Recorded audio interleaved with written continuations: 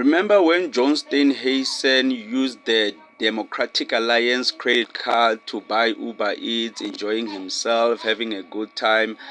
Well, yeah, the Democratic Alliance and Helen Zille are taking it very, very seriously, to a point whereby they actually said to the media that this could sabotage their chances of us voting for the Democratic Alliance in next year's local elections.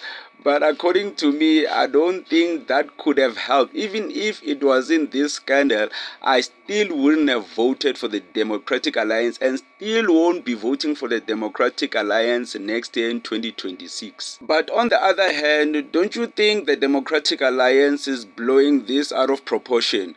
Because buying Uber Eats with Democratic Alliance credit card is just another day in the office for other political parties, African political parties. We know that John Steenhuisen is just a human after all.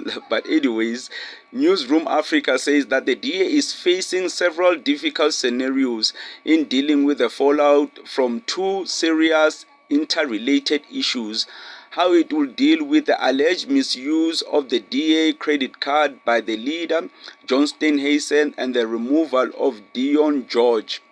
I think that's the complication, because Dion George is the Minister of Forestry, and he was the one who was trying to stop John Steenhuisen from continuing using the credit card by the Democratic Alliance credit card, basically.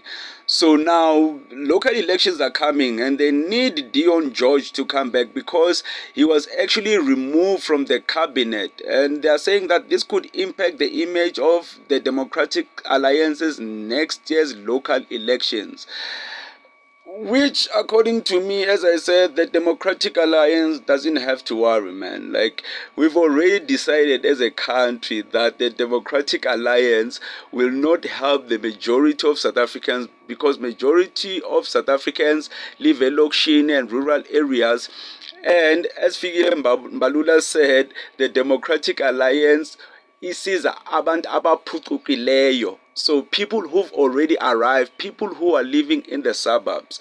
So yeah, at the end of the day, it doesn't really matter whether the Democratic Alliance fires John Steenhuisen or he remains. Our decision still remains the same, because we can see that the Democratic Alliance, they are governing in the Western Cape, man.